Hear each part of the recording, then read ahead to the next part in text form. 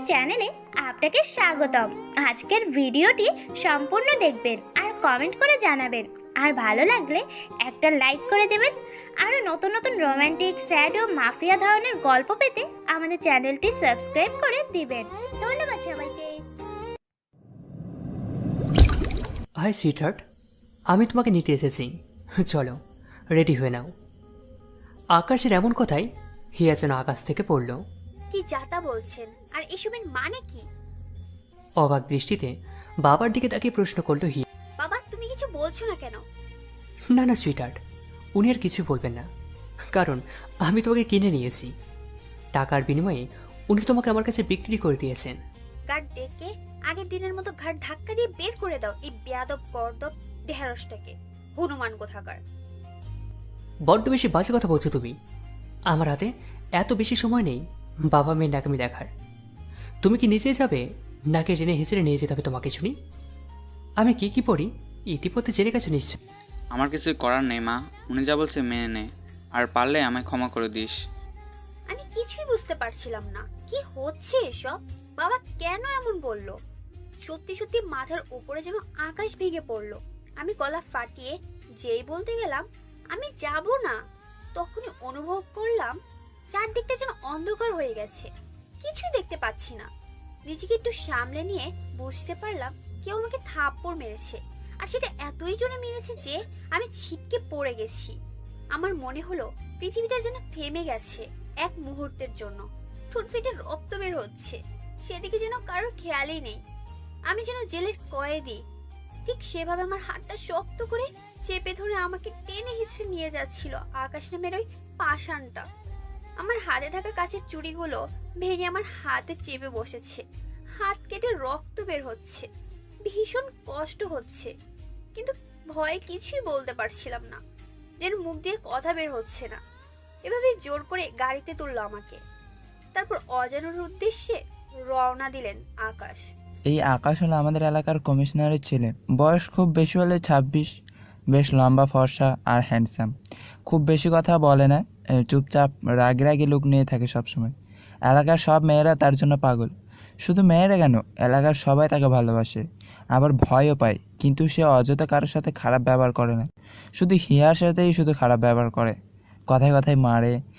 তার অনেক রাগ, রেগে গেলে মানুষকে খুন করতেও পিছু হয় না সে। বিদেশ থেকে পড়াশোনা শেষ করে ফিরেছে কয়েক মাস আগেই। বাবার টাকায় চলার ইচ্ছা নাই তার, তাই নিজের বিজনেস শুরু করেছে এবং সফলও হয়েছে। বিশাল টাকার মালিক। তার উপর বাবা মায়ের অ্যাক্সেস ছিল। যদি ভালোভাবে বলতেও হয় প্রেম করতে রাজি হয়ে যেত হিয়া। এত হ্যান্ডসাম একটা ছেলের প্রেমে পড়াটা, কিন্তু সে হিয়ার সাথে প্রেম করতে চায় না। তাহলে কি চায় সেই হিয়ার কাছে? কেনই বা যখন তখন এসে অত্যাচার করে হিয়ার উপর। আর আজ তো অত্যাচারের সব সীমা পেরিয়ে গেছে। হিয়ার অনিচ্ছা সত্ত্বেও হিয়াকে কই যেন নিয়ে যাচ্ছে। আচ্ছা, বাবা তো এতদিন ওনাকে গালাগাল করেছেন, সাবধানে করেছেন, গার্ডসেট দিয়ে মেরে বাড়ি থেকে বের করে দিয়েছিলেন। অবশ্য তখন তিনি জানতেন না এই গুণধর কমিশনারের ছেলে। তবে কি কমিশনারের ছেলে বলে আজ হিয়াকে ওনার হাতে ছেড়ে দিলেন? ভেবেই কান্না পাচ্ছে। আচ্ছা, উনি তো হিয়াকে ভালোবাসে না, তবে কেন নিয়ে যাচ্ছেন তাকে? বোঝাতে পারছে না হিয়া। উফ, মাথার উপর যে তার শুধু স্ক্রু কয়টা ঠিক ছিল সেগুলো মনে হয় ঢিলা হয়ে যাবে এই হনুমানের কার্যকলাপ বিশ্লেষণ করতে করতে। না, আর ভাবতে পারছে না হিয়া।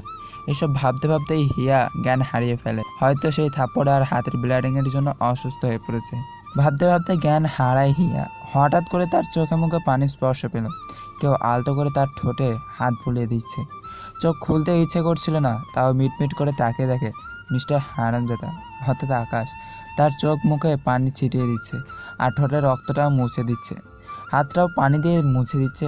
হাতটা অল্প ছিলে গেছে, তাই আর ব্যান্ডেজ প্রয়োজন হয়নি। গাড়িটা রাস্তার একপাশে দাঁড়িয়ে আছে। খাচ্চর লোক একটা, আপনি আমাকে কোথায় নিয়ে যাচ্ছেন? আর আমার সাথে সবসময় এমন করেন কেন? যেমন আমি আপনার সাথে। ও তাই নাকি বেবি, বলেই গাড়ি স্টার্ট দিল। বললাম না, কথা কি শুনতে পান না নাকি? আকাশ গাড়ি থামিয়ে দিল। যাক বাবা, খাচ্চরটার কথা কানে গিয়েছে। আকাশ একটা পানির বোতল হাতে দিয়ে বলল, পানি খাও। আজও আমি কি আপনার কাছে পানি খেতে চাইছি? তুমি বড্ড বেশি কথা বলো, আমার ধৈর্যের সীমা পেরিয়ে গেছে। এটা বলেই কোথা থেকে একটা ট্যাপ হাতে নিয়ে হিয়ার মুখের সামনে লাগিয়ে দিল আর বলল, পানি খাওয়ার সুযোগ দিচ্ছিলাম, বুঝলি না?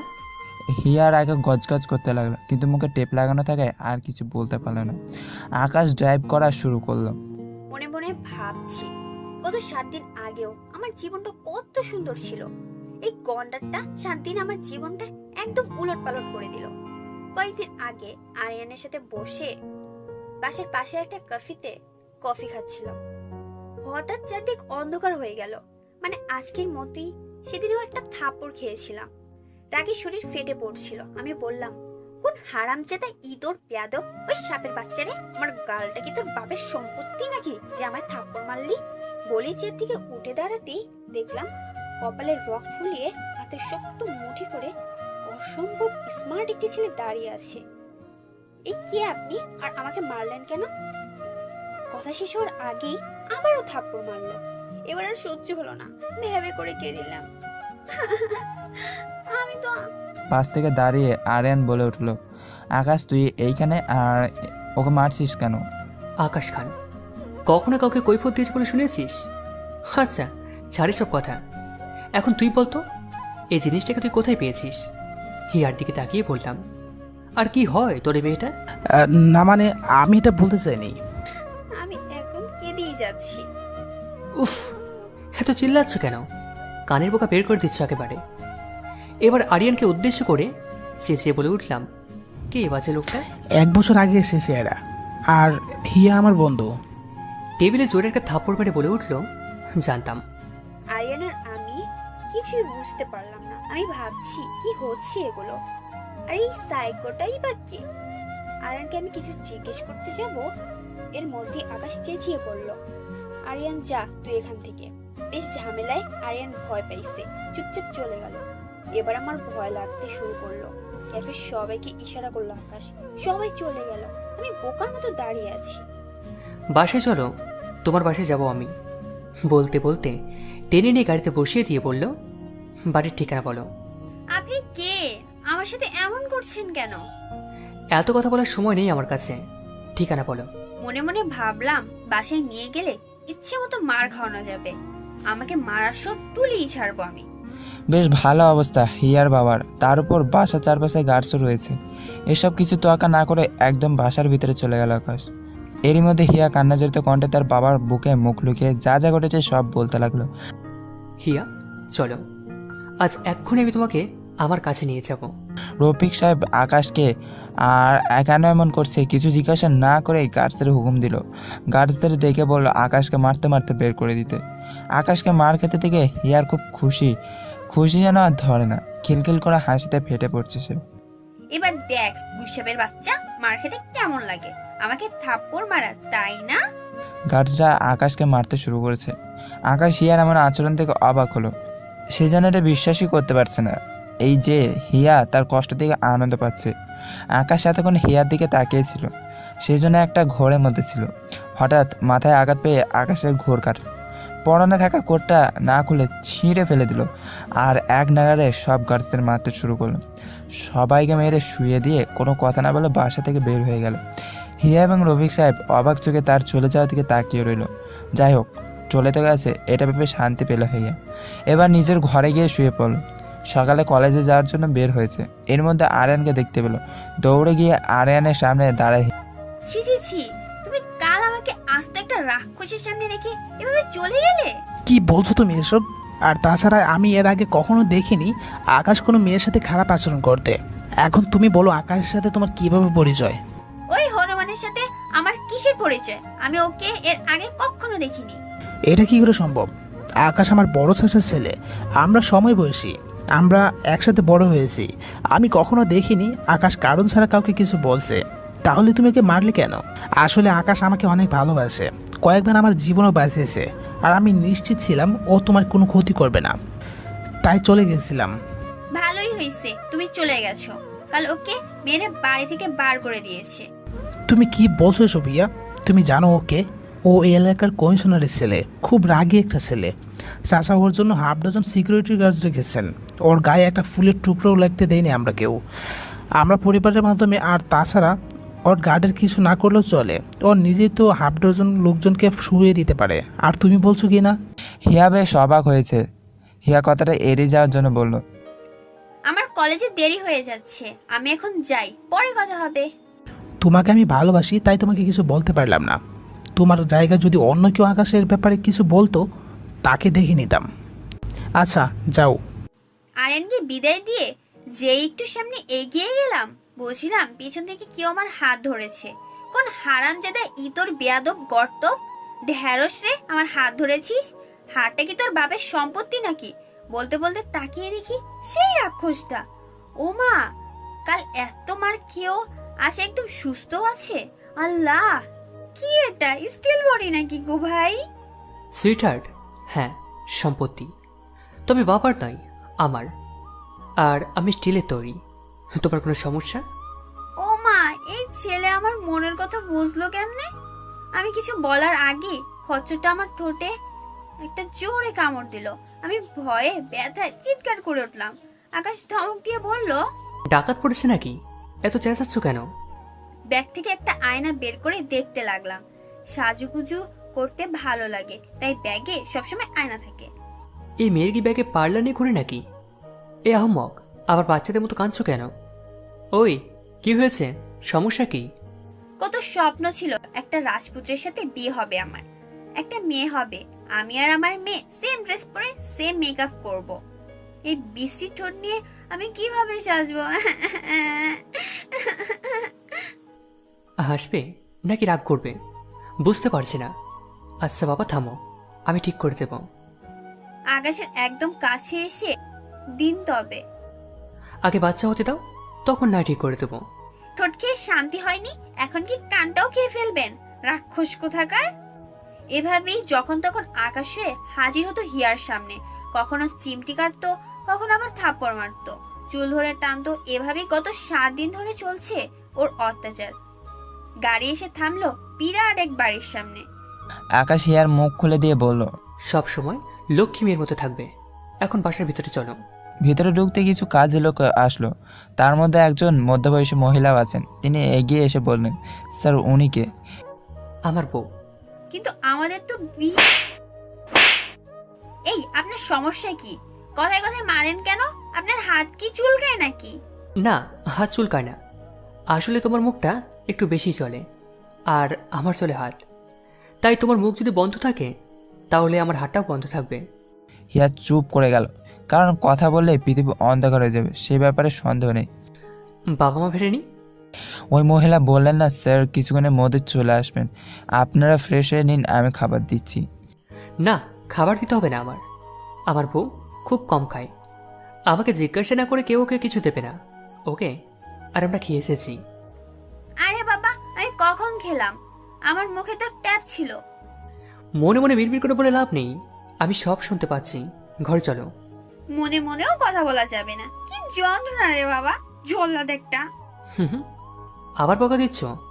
কই না তো, কিছুই বলিনি আমি। চলেন যাই। চলো। রুমটা বেশ গোছানো, দেখে ভালোই লাগছে, কিন্তু আমাকে কেন জানি বিছানা খুব টানছে। যদি একটু ঘুমোতে পারতাম ভালো হতো। যাও, চেঞ্জ করে আসো। চেঞ্জ করে কি পরবো? আমি তো জামা কাপড় আনিনি। আলমারিতে কাপড়ের অভাব নেই। গিয়ে দেখি সত্যি অনেকগুলো কিউট কিউট ড্রেস। তার মানে আমি এখানে একা নই, এর আগে অনেক মেয়ে এসেছে। ছি ছি ছি, কি খারাপ ছেলেটা। দাঁড়িয়ে আছো কেন? আজ আমার কপালে দুঃখ আছে, বুঝলাম। এই তো যাচ্ছি বলে ওয়াশরুমে ঢুকলাম। বের হয়ে দেখি উনিও অন্য রুম থেকে শাওয়ার নিয়ে এসেছে, বসে বসে মোবাইল টিপছেন। এতক্ষণ কি করছিলেন? শাওয়ার নিতে এতক্ষণ লাগে? বলেই মুখ তুলে তাকালেন। ওর দিকে তাকিয়ে মেজাজটা পুরোই খারাপ হয়ে গেল। পায়ে রক্ত যেন মাথায় উঠে গেছে। এ অবস্থা কেন তোমার? আমি যেই কান্না শুরু করতে যাব, তখনই আকাশ বলে উঠলো, এবার যদি কান্না করো তোমাকে ফ্লাইওভার থেকে ধাক্কা দিয়ে সোজা নিচে ফেলে দেবো। আমি ভয়ে কান্না থামালাম। সত্যি সত্যি ফেলে দিতে পারে এই জল্লাদটা। এই জল্লাদটাকে কোনো বিশ্বাস নেই। আসলে টাওয়াল নিতে ভুলে গিয়েছিলাম। কথাটা শুনে মেজাজটা গরম হয়ে গেল। যেই থাপ্পড় দিতে যাব, হিয়া তখন বলে উঠল, আর আপনাকে দিতে বলেছিলাম, আপনি দেননি, তাই বের হতে গিয়ে দেরি হলো। আপনার অপেক্ষায় দাঁড়িয়েছিলাম। না, মারা যাবে না, দোস্ত আমারই। আমি তো অন্য রুমে গিয়েছিলাম। আর সত্যি বলতে এই ভেজা চুলের নির্দেশে তোমাকে অসাধারণ লাগছিল। মারতে ইচ্ছে করছে না, বরং যদি একটু দূর বাবা, কী সব উল্টোপাল্টা ভাবছে এসব। আসলে টাওয়ালের অভাবে ভিজা শরীরের মধ্যে জামা গায়ে দিয়েছে, তাই জামাটা আধ ভিজায় শরীরে বসে গেছে। চুল থেকে টুপটুপ করে পানি পড়ছে। নিজের অজান্তেই একটা ছেলেকে পাগল করার সকল ব্যবস্থা করে নিয়েছেন ম্যাডাম। না, আর সহ্য হচ্ছে না। তাড়াতাড়ি করে হাতে টাওয়াল নিয়ে গিয়ে চুল মুছতে শুরু করলাম। চুল মুছিয়ে দিয়ে একটা লাল লিপস্টিক দিয়ে বললাম, চেঞ্জ করেছে তাড়াতাড়ি। আসলে ও যদি এই আধ ভেজা অবস্থায় বেশিক্ষণ থাকে, এই নীল ড্রেসটা পরে আমার চোখের সামনে থাকে, তাহলে হয়তো নিজেকে আর কন্ট্রোল করতে পারবো না। তাই বললাম, ওয়াশরুম তো পাঠিয়ে দিলাম, কিন্তু এখন আবার উনি কী ঘটনা ঘটাবেন কে জানে, সেটাই ভাবতে লাগলো আকাশ। ভাবা শেষ হওয়ার আগে চিৎকারের আওয়াজ। ওই যে হয়ে গেল, চলুন দেখে আসি কি আবার করলেন তিনি। এটা কি ড্রেস দিছেন? কেন, কি হয়েছে? এত ছোট আর সামনে দিয়ে পুরোটাই তো খোলা, অসভ্য লোক। ছেলেদের সামনে দাঁড়িয়ে থাকাটা বুঝি সভ্য মেয়ের কাজ? ছেলে পাইলেন কই? আমাকে কি মনে হয়? হাসছো কেন? আপনাকে গাউন পরে লিপস্টিক দিলে কেমন দেখাবে সেটাই চোখে ভাসছে, তাই হাসছি। বাইরে আয় হারামি। না, এই ড্রেসে আমি বাইরে যাব না। তাহলে সারা রাত খালি গায়ে রাখতে বাধ্য হব। এক্ষুনি বের হ। না, খারাপ লাগছে না। আর ঘরে তো রাক্ষসটা ছাড়া আর কেউই নেই, সমস্যা নেই। আপনি আমার দিকে তাকাবেন না, কেমন? আচ্ছা, তাকাবো না। এবার খুশি? খুশি। যাও, সোফায় শুয়ে পড়ো এবার। ছি, আপনারা কত গরিব। কি বললে তুমি? না মানে বলো কি মানে? আরে এত বড় বাড়িতে কি আর কোনো ঘর নেই থাকার মতো? ঘর থাকলে কি হবে? আমি ওখানে থাকতাম। তোমাকে কি আমি খাইতে আর ঘুমাতে নিয়ে আসছি, এটা বলে তোমার মনে হয়? আলমারি দেখেই বুঝেছি কি জন্য নিয়ে আসছেন। আগে তো ভেবেছিলাম তোমার মাথায় দু একটা স্ক্রু ঠিকঠাক আছে, এখন তো দেখছি সবগুলো ঢিলা। আলমারি থেকে দেখলে? কিছু না বলেই খাটে উঠে শুয়ে পড়লাম। ও, তুমি তাহলে খাটে থাকতে চাও বেবি? কিন্তু আপনি ওখানে ঘুমাবেন। বাহ, কি সাহস তোমার! বলতে বলতে নিজের কোট খুলতে থাকে। এবার হিয়া আর কি করবে, কিছুক্ষণ কম্বল নিয়ে টানাটানি করে হার মানলো। ততক্ষণে আকাশ তাকে টেনে হেঁচড়ে বিছানা থেকে নামিয়ে নতুন একটা কম্বল দিয়ে ঘুমাতে বলেছে।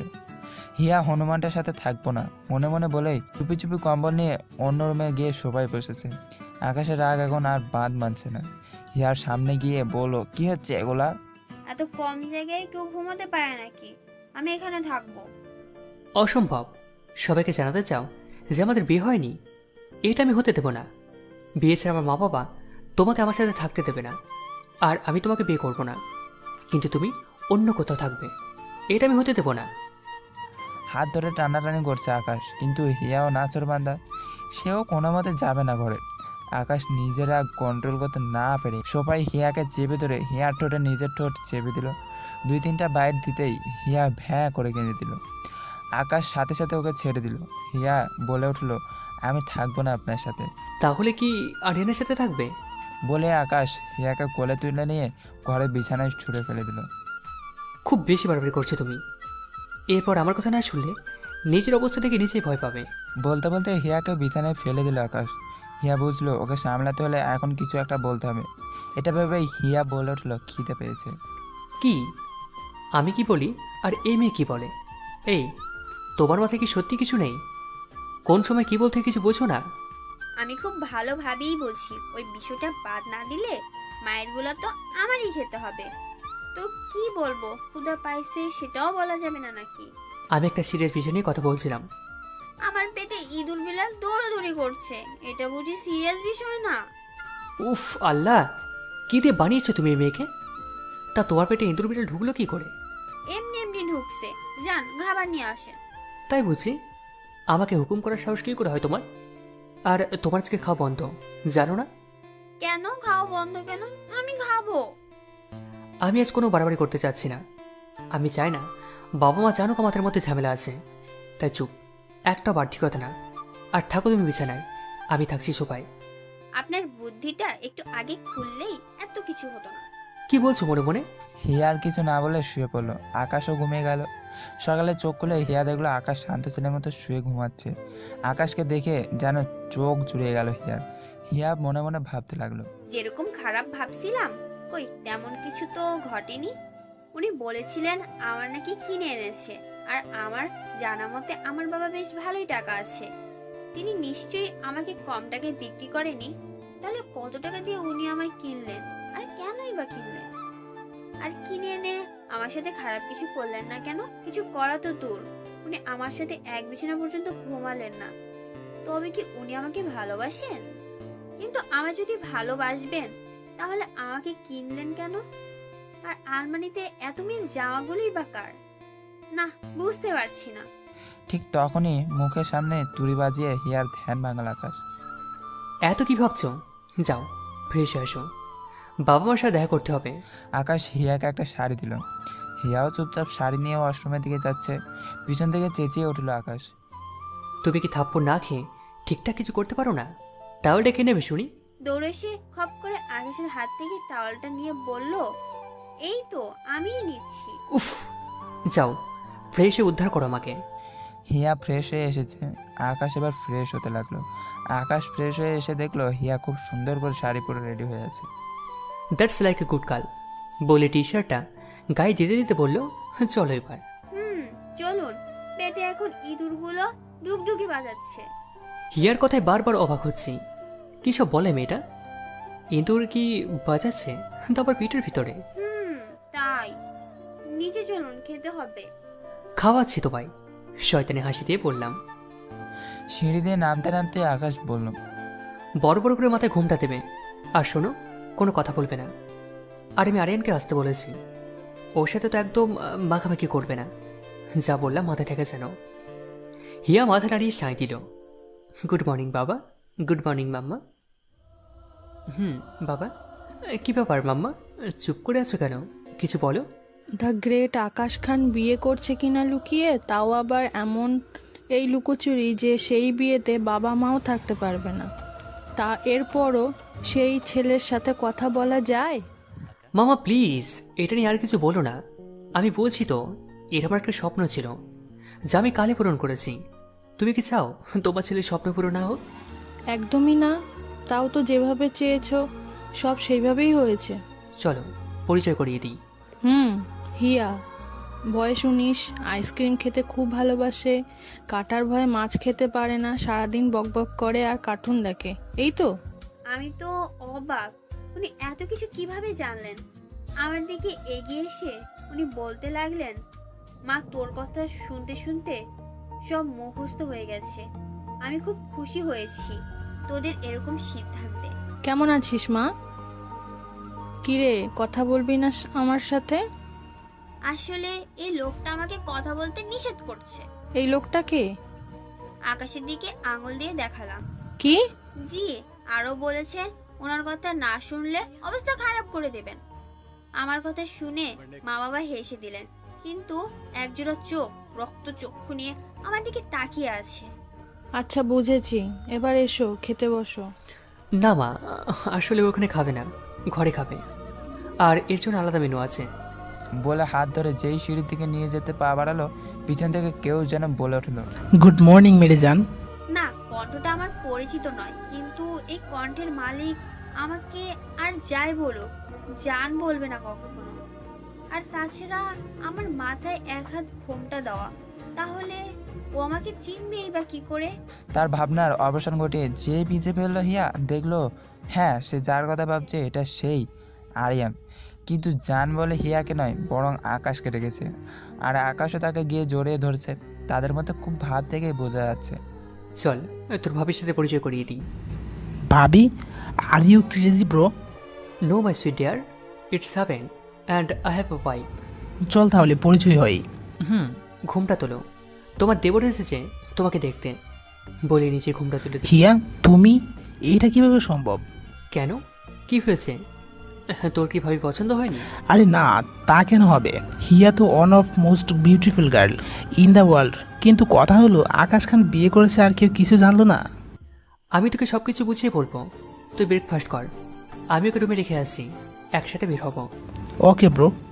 আরিয়ান, তোমার সাথে একটু কথা ছিল। নো নো নো রিয়ার, দেবর ভাবির এত ভাব আমার সহ্য হবে না। আমি আর কিছু বলতে পারলাম না। আকাশ আমাকে নিয়ে উপরে চলে এসেছে। এটা কি করে সম্ভব? আমি যে মেয়ের পিছনে 11 মাস ঘুরলাম, আমাকে প্রপোজ করার সুযোগটা পর্যন্ত দিল না, সবসময় এড়িয়ে গেছে, আর আজ সেই মেয়ে 7 দিনের মধ্যে আকাশকে বিয়ে করে ফেললো। না, আমি এটা কিছুতেই মেনে নিতে পারছি না। আকাশকে আমি কিছু বলবো না, কিন্তু তোমাকে আমি দেখে নেব হিয়া। খেতে খেতে ভাবছে আরেন। এদিকে আকাশ মিসেস রহমান মানে সেই সার্ভেন্ট আন্টিকে খাবার দিতে বলল। যাক বাবা, এবার খাওয়া যাবে। কি খিদে পেয়েছিল বোঝানোর মতো না। টেবিলে প্রচুর ভালো ভালো খাবার, দেখি ভালো লাগছে, গিয়ে খেতে বসলাম। মিসেস রহমান, ওর খাবার টেনে দিন। এত খাবার থাকতে আরো কিসের খাবার? আন্টি আমাকে এক বাটি স্যুপ এনে দিলেন। কি বিশ্রী দেখতে ওটা, আর কি গন্ধ! ব্যাক! সুইটহার্ট, খেয়ে নাও কি খাবো? স্যুপটা। এটা কি খাওয়ার যোগ্য নাকি? গালে কয়েকটা ঠাস ঠাস করে থাপড় পড়লেই যোগ্য হয়ে যাবে। না খেয়ে উপায় নেই, বুঝলাম, তাই একটু করে মুখে দিতেই মনে হলো পেটের ভিতরে সব যেন বাইরে চলে আসবে। দৌড়ে বেসিনে গিয়ে বমি করলাম। এমনিতেই সারা রাত খাইনি, তার উপরে এই বিশ্রী খাবার, তারটা যেন বেরিয়ে যাবে। বেসিনে দাঁড়ানো অবস্থায় আকাশের ডাক শুনলাম, চিৎকার করে ডাকছে। কি হলো, ডাকছেন কেন এভাবে? খাও বলছি, খাবারটা শেষ করো। আমি এটা খেতে পারবো না। মিসেস রহমান বমি করে এটা নষ্ট করে ফেলেছে, নতুন একটা বাটি এনে দিন। কি বলছেন? এসব আমি খেতে পারবো না। আকাশ আমাকে হাত ইশারা দিয়ে কিছু একটা দেখালেন। তাকিয়ে দেখি দেয়ালের একপাশে একটা চাবুক ঝোলানো। না খেলে কি হতে পারে বোঝার আর বাকি রইল না আমার। কি আর করব, নাক মুখ চেপে কোনো মতে গিললাম। খুব খিদে পেয়েছে, ভালো একটু কিছু খেতে দিল না।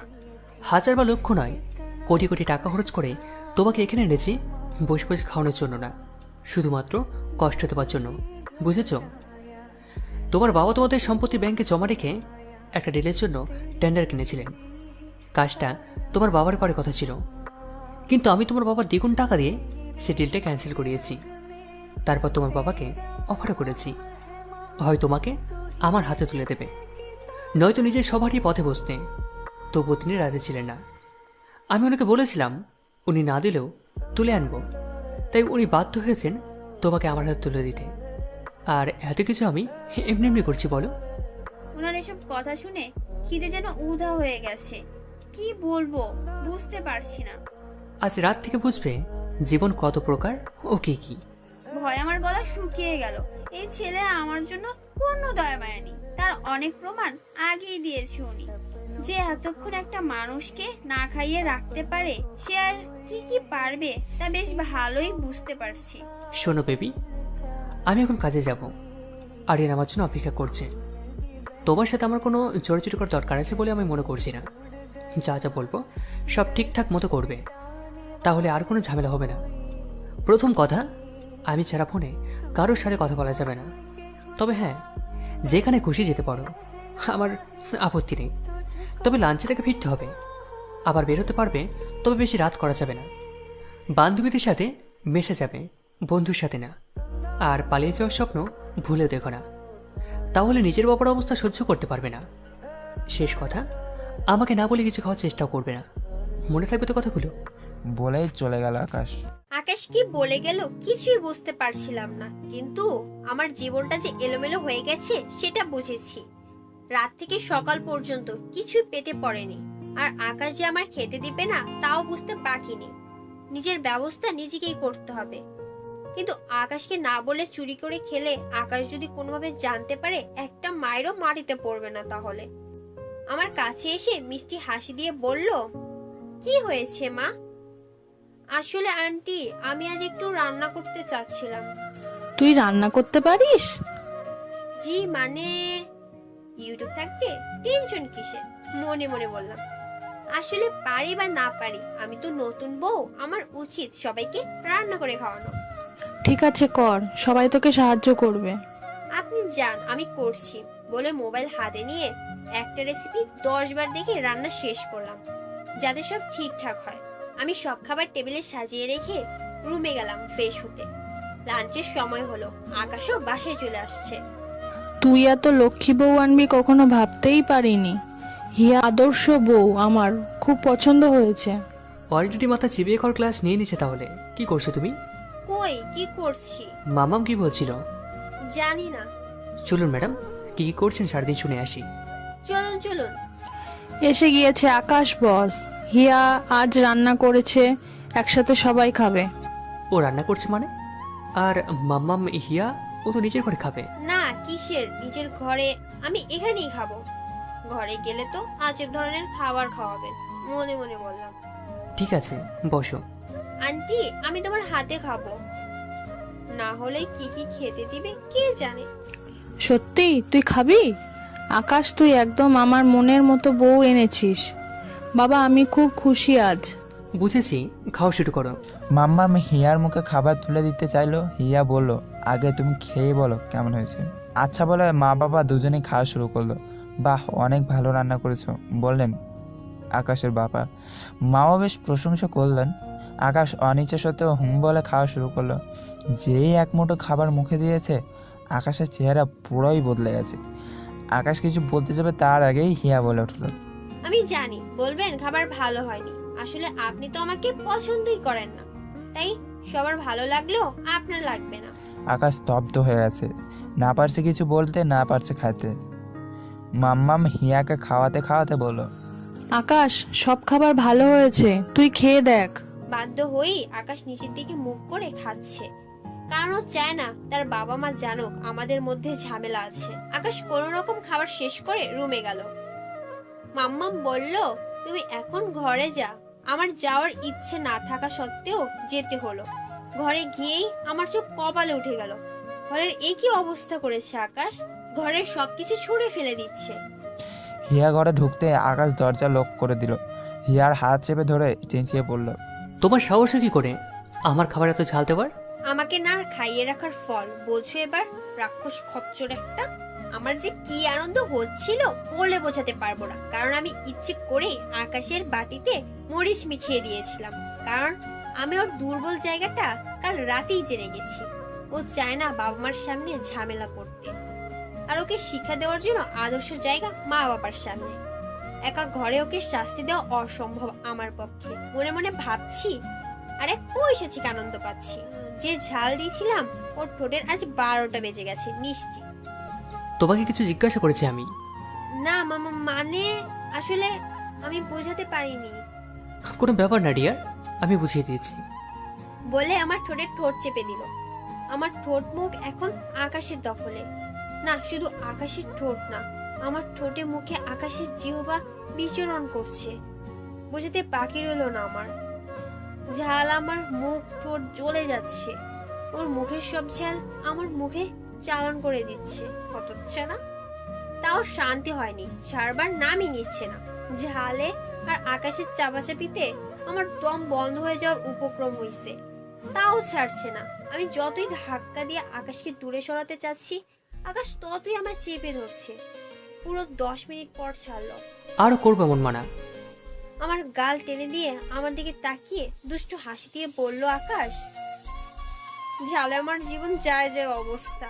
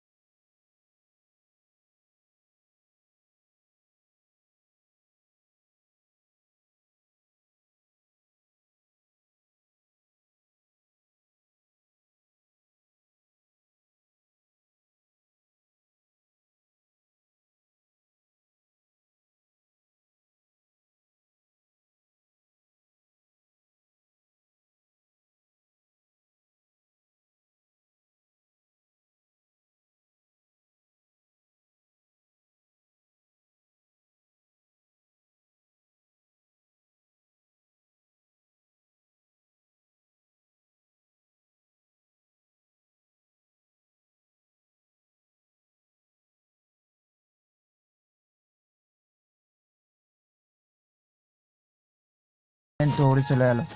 আকাশ বুঝতে পারলো না কি হচ্ছে বিষয়টা। হিয়াকে তাহলে পালাচ্ছে, কিন্তু পালিয়ে যাবে কই? এসব ভাবতে ভাবতে সামনে তাকিয়ে যা দেখলো তাতে আর পায়ের রক্ত মাথায় উঠে গেছে। রাগে সে গাড়ির স্ট্যান্ডিংয়ে জুড়ে আঘাত করলো। এরই মধ্যে হিয়া দৌড়ে গিয়ে একটা ছেলেকে জড়িয়ে ধরে কান্না করছে। আকাশের মাথা কাজ করছে না, মনে মনে ভাবছে হিয়া এত সাহস পেলো কোথা থেকে? আমার সামনে অন্য ছেলের সাথে মাখামাখি করছে। দূর থেকে দেখছে আকাশ, দেখে বোঝা যাচ্ছে যে হিয়া আকাশের নামে অভিযোগ করছে, তাও আবার কেঁদে কেঁদে। ছেলেটি হিয়াকে সান্ত্বনা দিয়ে বলল। ফিরে যেতে হিয়া রাজি হচ্ছিল না। অনেক বোঝানোর পর হিয়া ফিরে আসছে। আকাশ তখনও গাড়ির মধ্যে থেকে তাকিয়ে দেখছে। আকাশ গাড়ি থেকে নামেনি, ছেলেটির কাছেও যায়নি, কিংবা হিয়াকেও ডাকেনি, কারণ সে জানতো ছেলেটি হিয়াকে তার কাছে পাঠাবে, কারণ ছেলেটা আর কেউ নেই, ছেলেটি হচ্ছে আরিয়ান। হিয়া কাঁদতে কাঁদতে গাড়িতে এসে বসতেই আকাশ গাড়ি স্টার্ট দিল। ফুল স্পিডে গাড়ি চলছে, কারণ আকাশ সময় নষ্ট করতে চায় না। গাড়ি এসে বাড়ির সামনে থামতেই আকাশ আমাকে ধাক্কা দিয়ে গাড়ি থেকে ফেলে দিল। গাড়ি থেকে বাসার সামনের রাস্তায় ছিটকে পড়লাম আমি। দাঁড়ানোর আগেই আকাশ আমার চুলের মুঠি ধরে টেনে নিয়ে যাচ্ছে। আমি এখনো সোজা হয়ে দাঁড়াতে পারিনি, তাই রাস্তায় পড়ে থাকা পাথরের সাথে ঘষায় আমার হাত পা ছিলে যাচ্ছে। সেদিকে আকাশের কোনো খেয়ালই নেই। সে তার সর্বশক্তি দিয়ে আমাকে ঘরে নিয়ে যাওয়ার চেষ্টা করছে।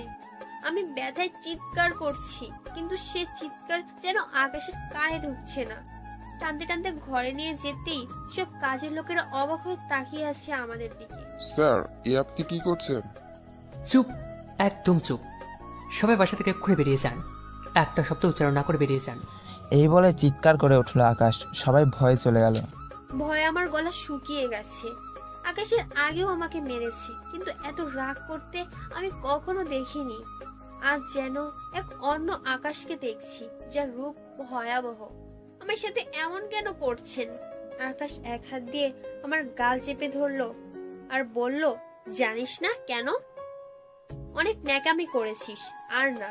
বলেই জিন্স থেকে বেলটা খুলে হিয়াকে মারতে শুরু করলো। আমার ঠোঁট ফেটে রক্ত পড়ছে, কারণ বেলটা এলো পাতারি আমার সারা শরীরে একের পর এক আঘাত করে চলেছে। কয়েকটা আঘাত ঠোঁটের উপরও পড়েছে। ব্যথায় আমার সারা শরীর নীল হয়ে গেছে। ফর্সা শরীরে বেল্টের আঘাতগুলোর নীল রঙে প্রমাণ করেছে সব রক্ত জমাট বেঁধে গেছে। যদি তো চামড়াটা খুলে শরীর থেকে ফেলে দিতে পারতাম, তবে শান্তি পেতাম। তুই আমার সামনে অন্য ছেলের সাথে মাখামাখি করিস? একবার বুকটা কাঁপলো না তোর? সাহস পেলি কোথায়? কি দিন আমি তোকে? তবে কেন নিজের শরীরকে অপবিত্র করলি? জবাব দে আমাকে। আকাশের চোখ অসম্ভব লাল হয়ে আছে। সে যেন নিজের রাগ কিছুতেই কন্ট্রোল করতে পারছে না। এইটুকু ভুলের জন্য এত বড় শাস্তি, মনে মনে ভাবছি। আমি ইতিমধ্যে কাঁপতে শুরু করেছি। বাচ্চার সব আশা ছেড়ে দিয়েছি। এই বাড়িতে আর কেউ নেই আমাকে বাঁচানোর মতো। আর আকাশের আঘাত করার গতি কিছুতেই কমছে না, বরং সময়ের সাথে সাথে বেড়েই চলেছে। চোখে আর কিছু দেখতে পাচ্ছি না, সব কেমন ঝাপসা হয়ে আসছে। মনে হচ্ছে আমি বুঝি এবার মৃত্যুর স্বাদ গ্রহণ করতে চলেছি।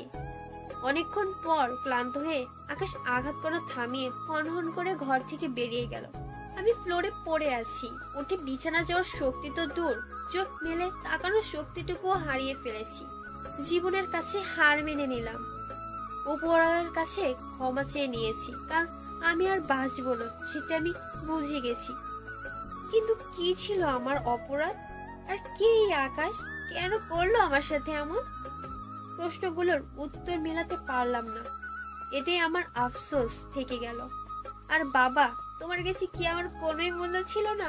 টাকার জন্য আমার নিশ্চিত মৃত্যুর মুখে ঠেলে দিতে পারলে আমি তোমাকে কখনো ক্ষমা করব না। শেষ ভরসা ছিল আরিয়ান, সেও আমাকে ফিরিয়ে দিয়েছে। ছি, এর নাম বন্ধুত্ব? না, আমিও আর বাঁচতে চাই না। এই পৃথিবীতে আমাকে ভালোবাসে এমন কোনো ব্যক্তিও নেই। কার জন্য বাঁচবো আমি? কথাগুলি অস্পষ্ট কণ্ঠে বলতে বলতে চারদিক ঘন অন্ধকার হয়ে গেল হিয়ার। পরদিন সকালে আরিয়ান আকাশের বাসায় আসলো। ঘরে ঢুকতেই আরিয়ানের দম বন্ধ হয়ে যাওয়ার অবস্থা। কাজের লোকেরা এক পাশে জড়োসড়ো হয়ে দাঁড়িয়ে আছে। ঘরের চারিদিকে জিনিসপত্র ছড়ানো ছিটানো। ঘরের মেঝেটা রক্তে ভেসে যাচ্ছে। এসব দেখে আরিয়ান ধমকে উঠল। মিসেস রহমান, এসব কখন হলো, কিভাবে হলো, আর আপনারা কোথায় ছিলেন? গতকাল রাত্রে স্যার ম্যাডামকে মারতে মারতে ঘরে ঢুকেন, তারপর আমাদেরকে সবাইকে বের করে দেন। তারপর কি হয়েছে আমরা কেউ কিছুই জানি না। না, এটা হতে পারে না। আকাশ, তুই এটা কিছুতেই করতে পারিস না। হিয়ার কি দোষ ছিল? কেন মেরে ফেললো ওকে? কেন কেন কেন? এসব শুনে আরেন চিৎকার করে মাটিতে বসে পড়ল। কাঁদতে কাঁদতে কথাগুলো বলছে আরেন। মিসেস রহমান আরেনকে সান্ত্বনা দিচ্ছেন। স্যার, কিছু হয়নি, আপনি শান্ত হন। আমি কি করে শান্ত হব আন্টি? কাল রাতে একটা নিষ্পাপ ফুটফুটে মেয়ে আমার কাছে সাহায্য চেয়েছিল, ভয়ে আমার বুকে মুখ লুকিয়েছিল, আর আজ সে নেই। আমি ওকে সাহায্য করিনি, বরং একটা জানোয়ারের হাতে তুলে দিয়েছি। কি করে ক্ষমা করব নিজেকে? আকাশ, তুই এমন কেন করলি? আরেনের প্রশ্নের উত্তর কোনো নেই, কারণ উত্তর যার দেবার কথা সে তো নেই। আকাশ কোথায় আন্টি? সকালে বাসায় এসে দেখি দরজা গেট সব খোলা, বাসায় কেউ নেই। আর আকাশ স্যার কোথায় গেছেন তাও জানি না আমরা। তার মানে হিয়াকে মেরে ও পালিয়ে গেছে? পালিয়ে তুই বাঁচতে পারবি না আকাশ।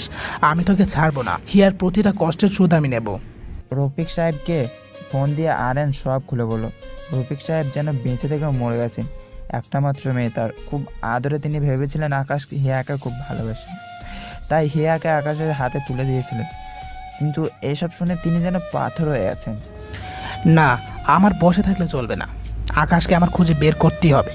গতকাল রাতে কি এমন হয়েছিল আমাকে জানতেই হবে। এই বলে আরিয়ান আকাশকে খুঁজতে বের হলো। 3 দিন হয়ে গেল, হিয়া বা আকাশ কারো কোনো খোঁজ পাওয়া যায়নি। আরেন পাগলের মতো ওদের সারা শহরে খুঁজে বেরিয়েছে।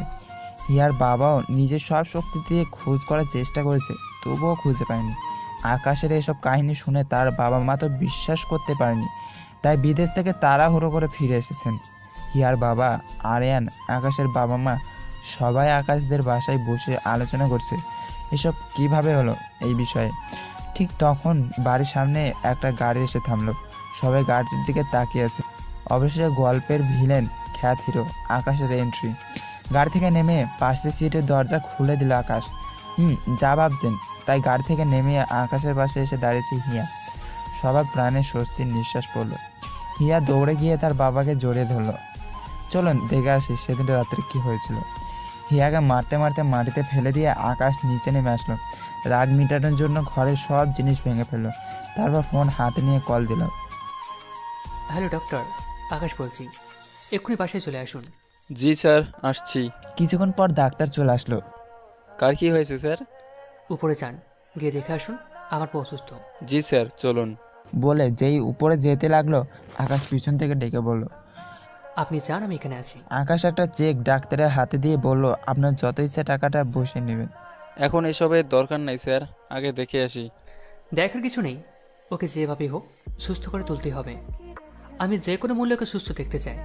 আপনি চেকটা আগে করে নিন। ঠিক আছে স্যার, আমি দেখছি বলে চেকটা নিয়ে ওপরে উঠে গেল ডাক্তার। আকাশ নিচে সবাই বসলো, চোখ বন্ধ করে ভাবছে। জেসমিন আমার জীবনের প্রথম ভালো লাগা, আমার ভালোবাসা, যাকে আমি নিজের চেয়েও বেশি ভালোবাসতাম। আদর করে নাম দিয়েছিলাম মেঘলা। চেয়েছিলাম আকাশের জীবন যেন সারা জীবন মেঘলা হয়ে থাকে।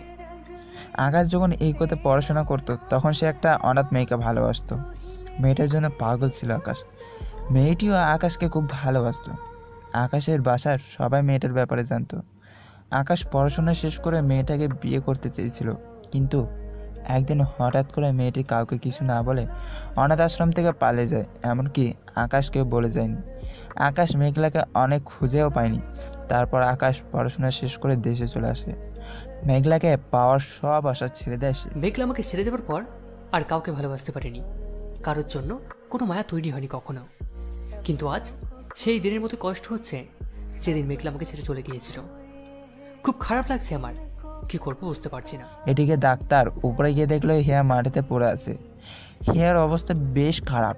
একটা ইঞ্জেকশন পোস্ট করে ডাক্তার তাড়াতাড়ি অ্যাম্বুলেন্সকে খবর দিল।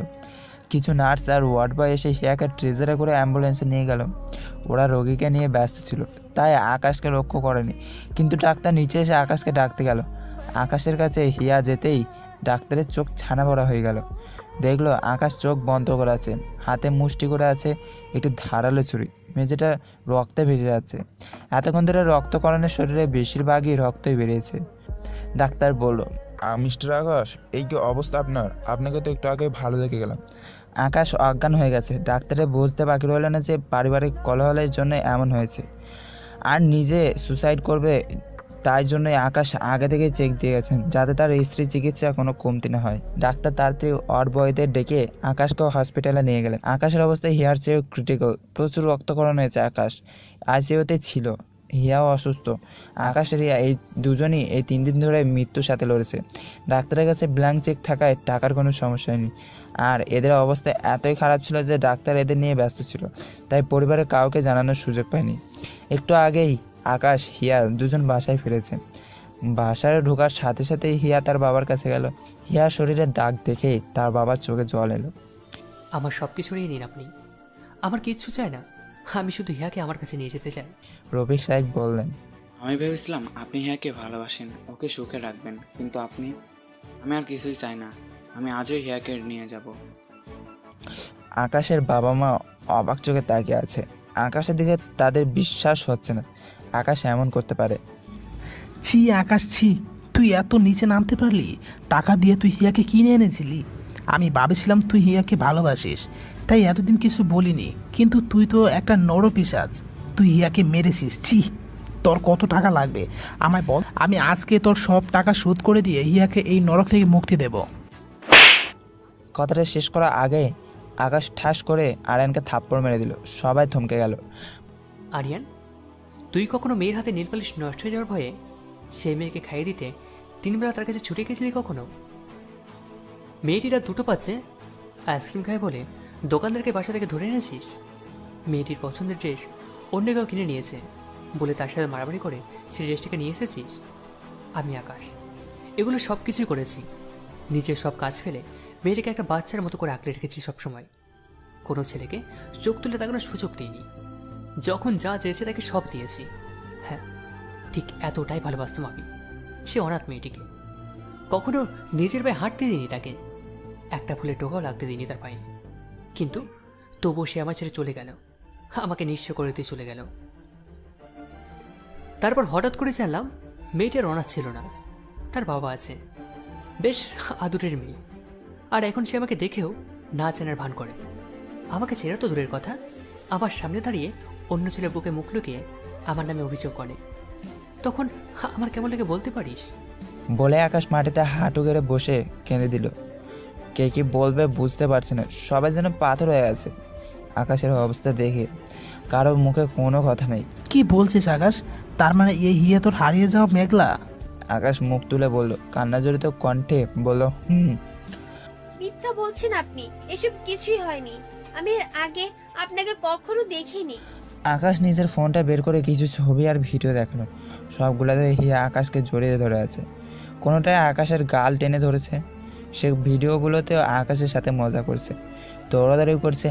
আকাশ ওকে খাইয়ে দিচ্ছে, আর আকাশ হিয়াকে সব সময় টেক কেয়ার করেছে। এমন সব ভিডিও হিয়া নিজের চোখে বিশ্বাস করতে পারছে না। কি করে সম্ভব এসব? আকাশ যা বলছে সবই সত্যি মা। বাবা কি বলছো তুমি? তোর নিশ্চয়ই মনে আছে 3 বছর আগে তোর অ্যাক্সিডেন্ট হয়েছিল। দেখ, তখন তোর মাথায় আঘাত লাগায় তুই তোর অতীত ভুলে যাস। তখন তুই কাউকে চিনতি না, পরিচিত মানুষ, পরিচিত জায়গা দেখলে তুই অস্থির হয়ে যেতি, সব মনে করার চেষ্টা করতি, কিন্তু পারতি না।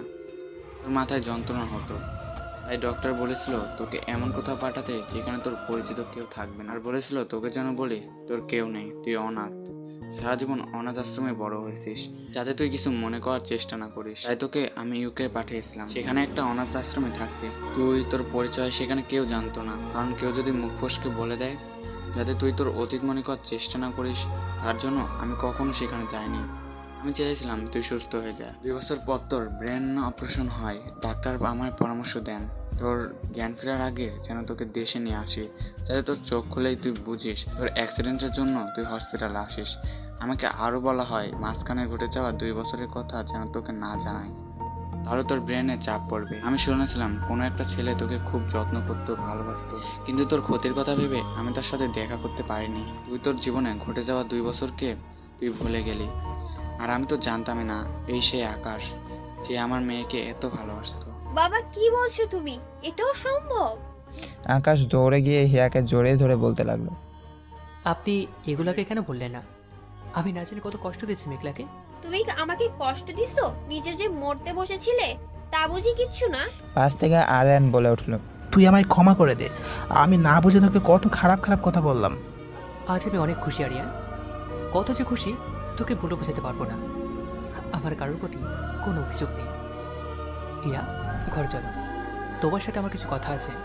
বলে আকাশ হিয়াকে কোলে তুলে নিল সবার সামনে। তারপর ঘরে নিয়ে দু হাতে গালে আলতো করে হাত দিয়ে বলল, আমার পরিটাকে আমি খুব কষ্ট দিয়েছি, তাই না? এই দেখো, কান ধরছি, আর কখনো এমনটা হবে না। হিয়া, মাফ করে দাও প্লিজ। না হিয়া না, আজ থেকে হিয়া মরে গেছে। আমি শুধু আকাশের মেঘলা হয়েই থাকতে চাই। কিন্তু তুমি যদি একবার আমাকে জিজ্ঞেস করতা তাহলে এই ভুল বোঝাবুঝিগুলো হতো না। তুমি আমায় কতটা ভালোবাসো তা তো নিজের চোখেই দেখেছি। বিশ্বাস করো, আমার আর কোনো কষ্ট হচ্ছে না।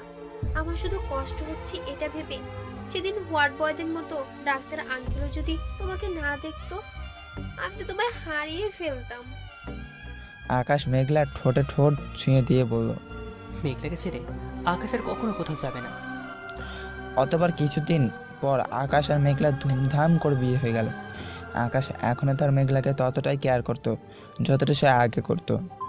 আরিয়ান হিয়াকে ভালোবাসতো ঠিকই, কিন্তু আকাশের মতো নয়। সে আগে জানতো মেঘলাকে আকাশ কতটা ভালোবাসে আর মেঘলা কত ভালোবাসতো। তাই আরিয়ান খুশি মনে সব মেনে নিল। গল্পের শিক্ষণীয় দিক: বাস্তব জীবনে প্রতিনিয়ত আমাদের জীবনে ভুল বোঝাবুঝি হয়ে থাকে, যা আমাদেরকে কষ্ট দেয়। তা কখনো কোনো বিষয়ে সন্দেহ হলে নিজের মনে চেপে না রেখে বিপরীত পাশের মানুষটিকে সরাসরি প্রশ্ন করুন, তাকে বলার সুযোগ দিন। কারণ অনেক সময় আমরা যা দেখি তা ঘটে না, আর যা ঘটে তা দেখি না। তাই যা নিয়ে সমস্যা হচ্ছে তা সংকোচ ছাড়াই বলে দিন, হোক সেটা বাবা মা বা লাইফ পার্টনারের সাথে হওয়া ঝামেলা। মনে রাখবেন, নিজের সমস্যা নিজেকেই সমাধান করতে হয়। সেদিন যদি আকাশ প্রথমে হিয়াকে প্রশ্ন করতো তাহলে এত কিছু ঘটনা ঘটতোই না। আর প্রশ্ন না করার কারণে দুজনের থেকে একজনের মৃত্যু হতে পারত। তাই সিদ্ধান্ত নেওয়ার আগে ভাবুন, কারণ আপনার নিয়ে একটা ভুল সিদ্ধান্ত হতে পারে আপনার সারা জীবনের কান্নার কারণ। নিজে ভালো থাকুন, অপরকে ভালো রাখুন।